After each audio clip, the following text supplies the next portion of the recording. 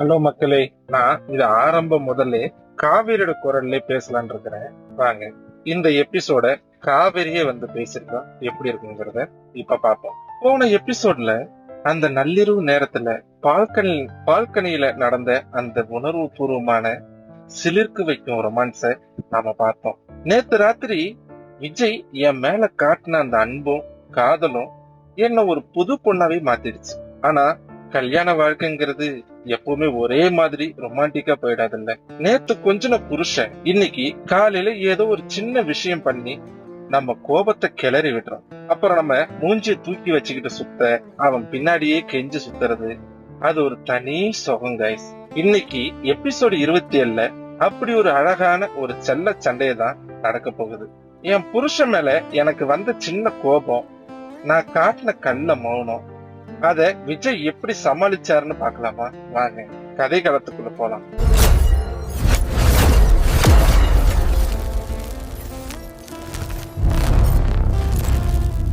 பொதுவா நேத்து ராத்திரி நடந்த மாதிரி ஒரு சின்ன அழகான இரவுக்கு பிறகு காலையில முழிக்கும் போது புருஷன் பக்கத்துல இருக்கணும்னு எந்த பொண்டாட்டிக்கு ஆசை? அவர் மார்ல சாஞ்சுக்கிட்டே காலையில ஒரு காஃபி குடிக்கிறது எவ்வளவு பெரிய ரொமான்ஸ். ஆனா இந்த மனுஷன் எங்க போனாரு? எழுந்து பார்க்கும்போது ஒரு சின்ன ஏமாற்றம் மனசுக்குள்ள எட்டி பார்த்துச்சு. நான் மெதுவா எழுந்து தலைமுடிய கொண்ட போட்டுக்கிட்டு ஹாலுக்கு வரேன். அங்க பார்த்தா விஜய் குளிச்சு முடிச்சுட்டு செம்ம ஃப்ரெஷ்ஷா ஜீன்ஸ் டிஷர்ட் எல்லாம் போட்டுக்கிட்டு கண்ணாடி முன்னாடி பர்ஃபியூம் அடிச்சிட்டு இருக்காரு. எனக்கு ஒண்ணுமே புரியல. இன்னைக்கு சண்டே, எந்த ஆபீஸும் இல்லையே. நான் கொஞ்சம் தூக்க கலக்கத்தோடவே, என்ன விஜய் காலையில குடிச்சிட்டு ரெடி ஆயிட்டீங்க, இன்னைக்கு லீவு தானே, நேத்து ராத்திரி அவ்வளவு நேரம் முழிச்சிருந்தோம், தூக்கம் வரலையா உங்களுக்கு அப்படின்னு நான் கேட்டேன். விஜய் என்ன பார்த்துட்டு ரொம்ப கேஷுவலா ஒரு சிரிப்பு சிரிக்கிறார். குட் மார்னிங் காவேரி, சாரிடி உன்னை எழுப்ப வேணாம்னு நினைச்சேன். இன்னைக்கு எனக்கு ரொம்ப முக்கியமான ஒரு வேலை இருக்கு. எங்க காலேஜ் ஃப்ரெண்ட்ஸ் எல்லாம் திடீர்னு ஒரு கெட் டுகெதர் பிளான் பண்ணிருக்காங்க. ஈஸியருக்கு போயிட்டு வரலான்னு சொல்றானுங்க. அதான் சீக்கிரம் கிளம்பிட்டேன். அவர் அப்படி சொன்னதும் எனக்கு தூக்கி வாரி போட்டுடுச்சு. நேத்து நைட்டு அவ்வளவு பெரிய காதலை கொட்டி தீத்துட்டு, நீதான் என் உலகம் உசுருன்னு எல்லா டைலாக்கும் விட்டுட்டு காலையில ஏந்திரிச்சதும் நான் ஃப்ரெண்ட்ஸ் கூட ஊர் சுத்த போறேன்னு சொன்னா எந்த பொண்டாட்டி கோவம் வராது? எனக்காக இன்னைக்கு ஒரு நாள் வீட்டுல இருக்க மாட்டாங்களா அப்படிங்கிற ஏக்கம் உடனே எனக்கு கோபமா மாறிடுச்சு. அதுவும் அவர் அத கொஞ்சம் கூட ஃபீல் பண்ணாம ரொம்ப கேஷுவலா சொல்றது எனக்கு ரொம்ப கடுப்பாயிடுச்சு. நான் முகம் சுழிச்சுக்கிட்டே, ஓ ஃப்ரெண்ட்ஸ் கூட போறீங்களா? நேத்து ராத்திரி இதுல பாதி கூட என்கிட்ட சொல்லலையே.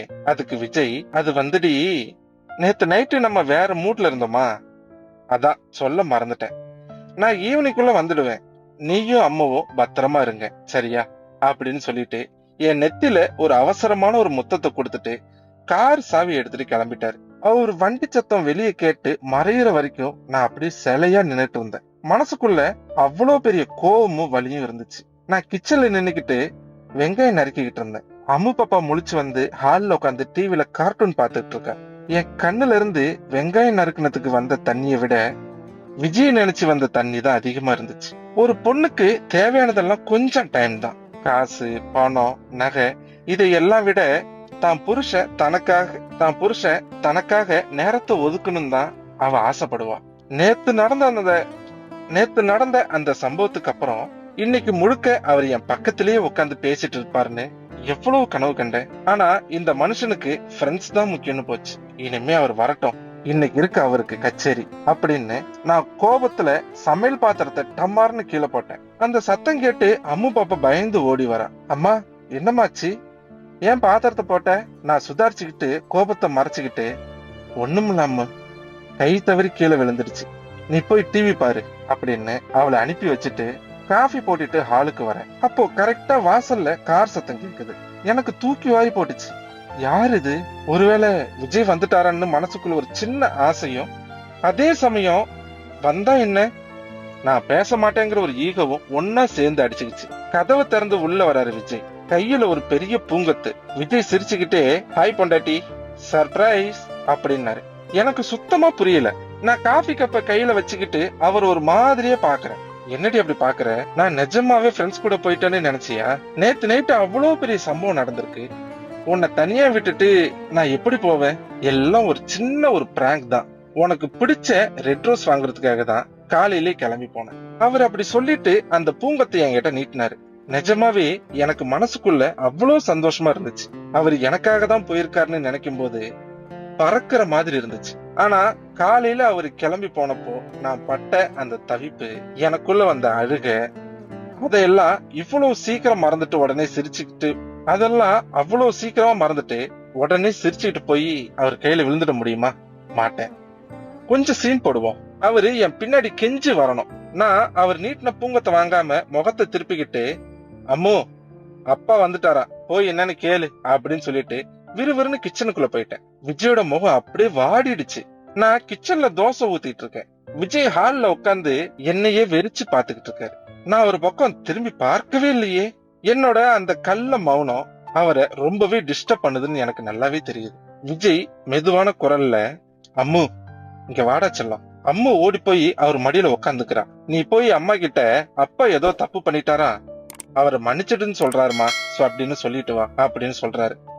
அம்மு பாப்பா ஓடி வந்து கிச்சன்ல என் புடவை பிடிச்சு இழுக்கிறா. அம்மா அப்பா என்னமோ தப்பு பண்ணிட்டாரா, அதான் சாரி கேக்குறாரா. நான் தோசைக்கல்ல விட்டு திரும்பாம, அம்மு உங்க அப்பா கிட்ட போய் சொல்லு, நான் அவர் மேல ரொம்ப கோபமா இருக்கேன்னு சொல்லு, இனிமே என்கிட்ட பேசக்கூடாதுன்னு சொல்லு. அம்மு திரும்பி ஓடி போய் விஜய் கிட்ட, அப்பா அம்மா உன்கிட்ட பேச மாட்டாளாம், நீ போப்பா அப்படின்னு சொல்லிட்டு ஓடிடுறான். விஜய் பெருமூச்சு விட்டுக்கிட்டு எழுந்து கிச்சனுக்குள்ள வராரு. எனக்கு பின்னாடி வந்து நிக்கிறாரு. அவர் மூச்சு காத்து என் கழுத்துல படுது.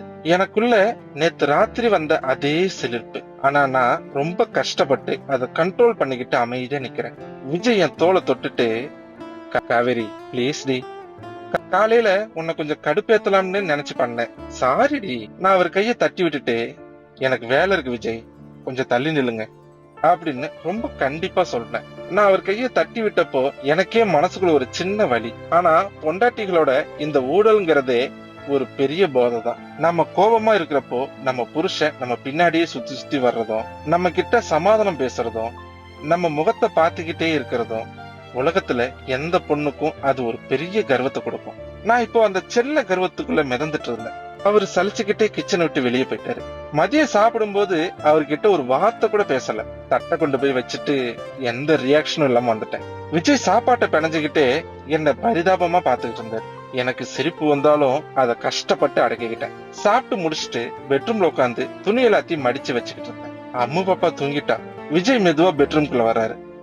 கதவை சாத்திட்டு என் பக்கத்துல வந்து உட்கார்றாரு. நான் அவரை பார்க்காத மாதிரியே அவர் சட்டையை எடுத்து மடிச்சுக்கிட்டு இருக்கேன். திடீர்னு அவர் என் கையில இருந்த அந்த சட்டையை பிடுங்கி கீழே போட்டுட்டு என் 2 கைகளையும் இறுக்கமா பிடிச்சுக்கிட்டாரு.